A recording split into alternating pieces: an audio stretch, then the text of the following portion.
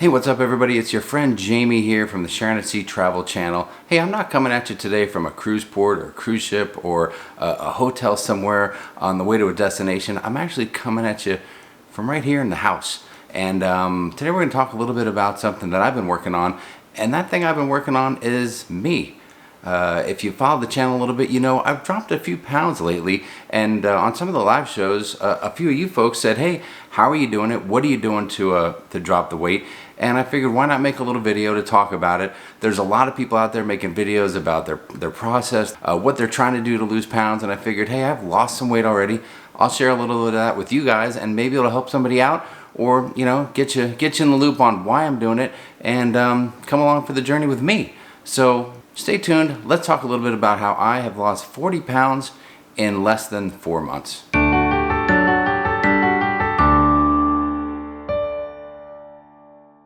Okay, since June 1st, I have lost just over 40 pounds. I don't know what really prompted me to do it, but I guess the process went a little bit like this. Back in March, I was on a group cruise, and at that point, I started feeling a little bit crappy, a little run down. I was having aches and pains and just not feeling myself. As I watched videos back, I noticed, boy, I was husky, bloated, fat, if you will, and I didn't like how everything was going. I ended up going to see a doctor for a doctor's appointment, and he came out bluntly and said, hey man, you need to lose a little weight. You're getting older, you're not a spring chicken anymore. I'm not the youngest chicken in the coop, as some of my friends might say, and he said, you need to drop some pounds or else you're gonna have some issues. So I said, okay. At that point, I got serious. I said, I need to make a commitment and lose some weight. Now, if you follow the channel for a little bit, you may have known that a few years ago, I did drop some pounds. I joined a gym, and I got a little healthy by simply exercising. I didn't change much of anything else I was doing. My eating was pretty similar. My mindset was similar. I just started going to the gym, but that grew old quickly. The pandemic came, I got pretty stagnant, and I gained that weight back plus a little more. And if anybody out there has tried to lose weight, I'm sure you've gone through the same thing. So after seeing that doctor, I immediately went into like a mode of, I gotta lose some pounds. So I quickly got onto a low calorie diet. And within a pretty short amount of time, I dropped about 10 to 15 pounds. It all happened pretty quickly. I committed one day and boom, it just happened. But when you're heavy, that does happen pretty quickly. It doesn't take too long to get the first few pounds off. It's after that where you start to struggle. It was then that I went to go see a dietary management specialist. The first time I've ever done anything like that, because I wanted to get into a new mindset, a new lifestyle. I needed to try something different. And to be honest, I wasn't so geeked on getting back to the gym and exercising. I just wasn't feeling it at the time. I couldn't get motivated for that. So I figured, let me make some major changes in my life and see if they can help. At that time, the word obesity came into my life. For the first time ever, someone said, hey, you are obese and you need to do something about it. I learned about something called the BMI, your body mass index. It's a way of measuring the amount of fat versus your height and things like that. And that's a general way to track where you're at on a scale and if indeed you are obese. Now, we learned a lot. Obesity is a disease, okay? Everyone deals with it a little bit differently. It affects everyone a little bit differently. And it is a huge battle for many people, okay? Your eating patterns, your sleep patterns, your mental health, your routine, your metabolism. There are all kinds of things that affect that for every different person. And I don't know about you guys, but I'm the one that if I eat a little extra, it sticks right on me. There are people with great metabolisms that can eat over and over again, and they never seem to gain a pound. I know that drives me crazy and probably drives a lot of you crazy too out there. But what I learned that everyone is different, and you have to learn how your body reacts to different foods and things like that, and you have to create your own pattern and figure out what's going to be good for you to not only lose weight but then maintain that weight later. But let's get back to how did I actually lose the weight. Now, if you watch some of our videos, shortly after I started my low-calorie diet, I went on the Carnival Breeze. And that's the first time ever that I went on a cruise and I actually paid a lot of attention to what I was eating. It wasn't perfect, but I cut out a lot of things. I cut out the breads, I cut out the late night Reuben sandwiches at midnight, the pizza, a lot of those types of things. And that's something that I had done quickly and right off the bat was to take bread and things like that out of the equation.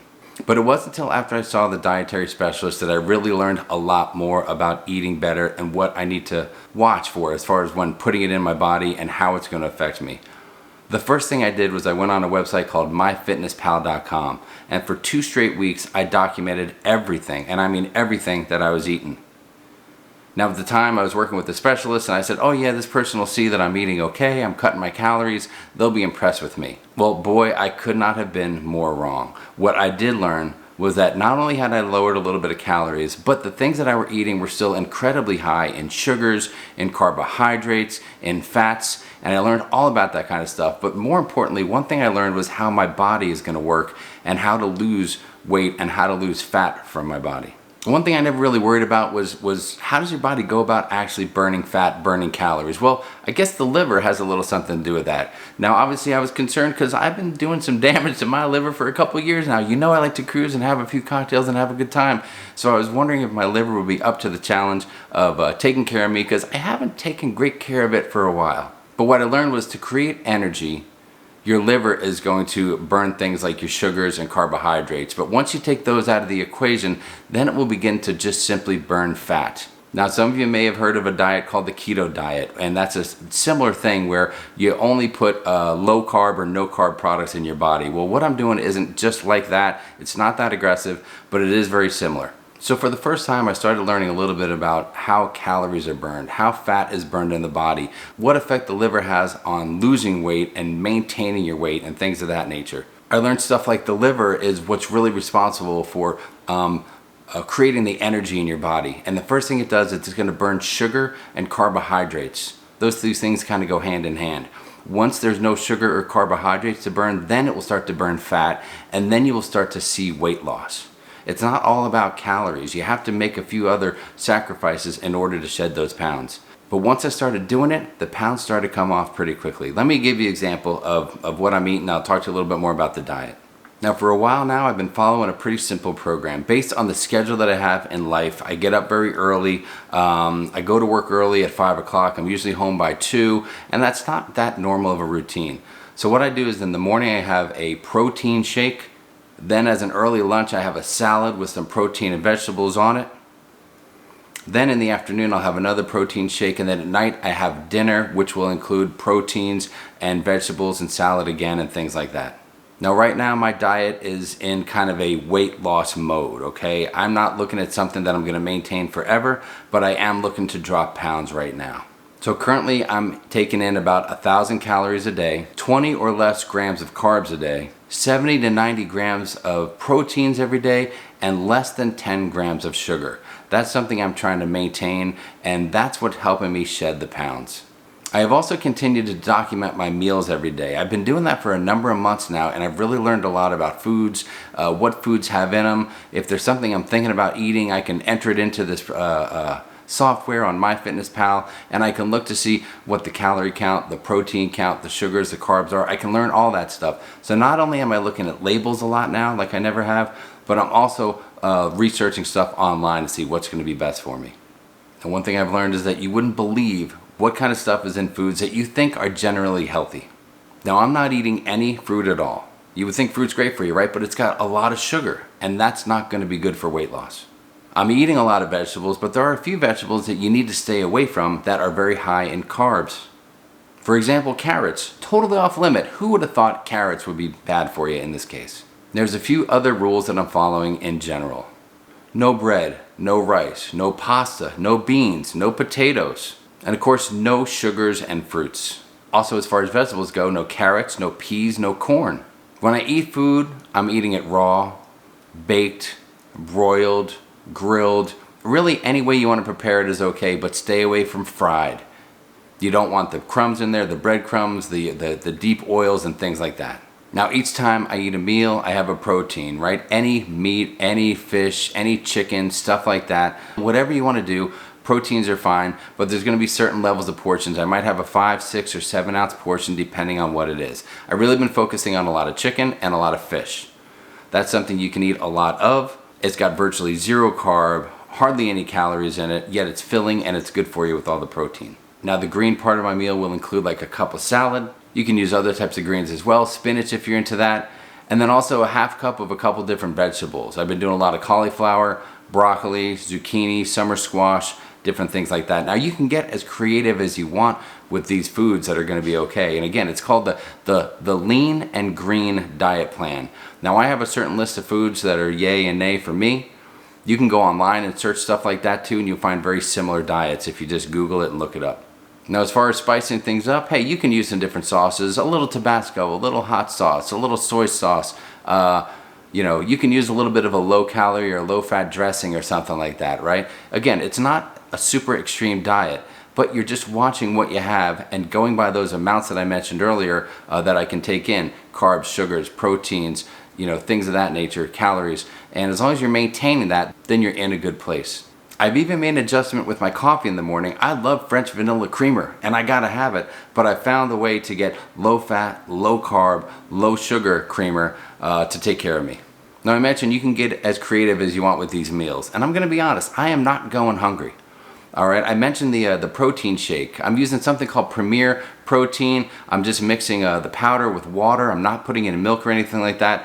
And that's satisfying me. That's pretty filling. It's got a good amount of calories. It's got a lot of protein in it, low amounts of the sugars and the carbs. So it gets me through to the next meal okay. And if it wasn't for my weird schedule, I would be getting a lot more creative with my food. But usually I'm just cooking up some chicken and throwing in some veggies at night. And the salads are pretty simple. I'm pre-making it for work. I'm having some iceberg lettuce, some pieces of chicken on there, a couple vegetables, throwing some balsamic vinegar or some other dressing on it, and I'm good to go. Now, what about exercise, you ask? I haven't really been exercising much. Lately, I've been getting a little more active. Being active is going to be a big deal, right? You want to try to, get your blood flowing, get your body moving. Obviously, if you're a little heavier, that's going to be part of the challenge. So I'm not exercising. I haven't joined the gym or anything like that.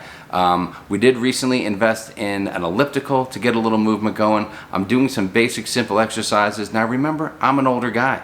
I'm no spring chicken, so it's not like I can go out and just run a couple miles or anything like that. So a little extra movement will be good if you're trying to lose some weight, and I'm only doing a little bit, not a lot by any means.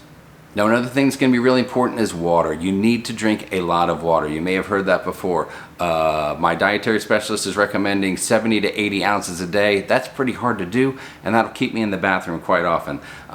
But I'm at least getting 50, 60 or so, and you want to keep on flushing things. You want to flush through your liver, your kidneys, keep the body clean, and keep things flowing. So a high amount of water will keep you hydrated and make you feel good, will keep your muscles from cramping up and things like that as your body get used to a new diet, a low carb, low sugar diet. Now, another thing, you guys know me, I love to enjoy a cocktail or two with friends. Recently, I spent the weekend in Vegas and it was a challenge. And I'm not gonna lie, I came back a few pounds higher than I wanted to be, but by getting right back onto the diet, I quickly lost that plus a few extra pounds, and I'm right back on track again a week later. Now, when it comes to alcohol, I learned a few things. Obviously, if you're a beer drinker, you want to find your low calorie, low carb beers. If you're into wine, you got to check because wines are made with grapes, lots of sugars, lots of carbs in wine. So you really want to be particular and look for different wines that might have lower amounts of that. And if you're into spirits and cocktails, hey, stick with your vodkas, your bourbons, your tequilas, and you'll be pretty good. But watch out because, for instance, a bourbon old fashioned, huge sugar and carb count. But just bourbon on the rocks, virtually nothing. So pay attention to those little things. That can make a big difference when you're on a cruise or on your next vacation. Now, when I began this journey and I went to the doctor the first time, I tipped the scales at 297. That's right, 297. I was almost 300 pounds. As of this morning making this video, I'm at 251.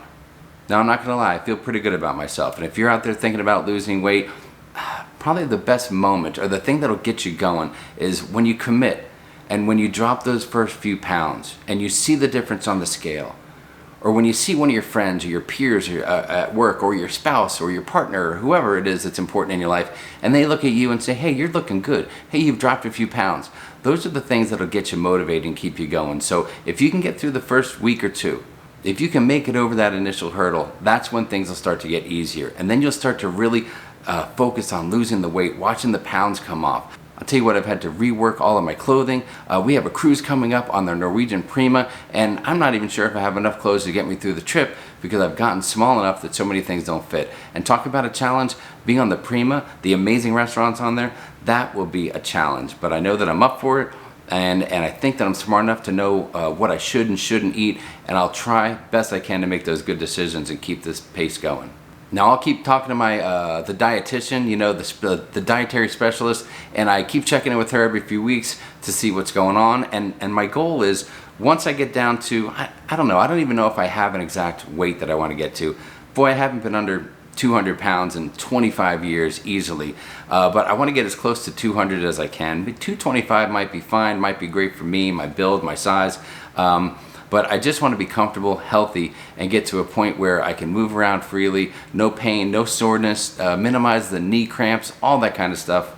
But once I get down to a point where I'm done just trying to lose weight, then I need to learn how to maintain the weight. And that's where the specialist will come into play. I'm gonna be changing up my diet again and finding out what I can eat, what I can't eat, and how things affect me. I need to know that if I go out and splurge and eat 2 pieces of pizza, I better walk a few laps around the Lido deck afterwards or something like that. If I'm eating a guy's burger, I'm probably gonna go without the bun going forward because I know I can enjoy the burger more and not get filled up by the bun. If I go for some late night pizza, maybe that's gonna be okay down the road. But how about 2 slices instead of 2 whole pizzas? You know what I'm saying? You gotta temper it. You gotta make better decisions. I need to make better decisions to stay healthy so that I can be here in the future for Matthew, for Sharon, for Callie, for everybody, and for you guys out there in the cruising community. And I guess ultimately, my goal will be, I don't know, I'm always joking about wearing a Speedo on the Lido. Maybe one day I'll really be able to do it. All right, but in all seriousness, it's been a great journey so far. 4 months, I've been working real hard. I'm feeling good. I feel like I'm looking a little better, a little healthier.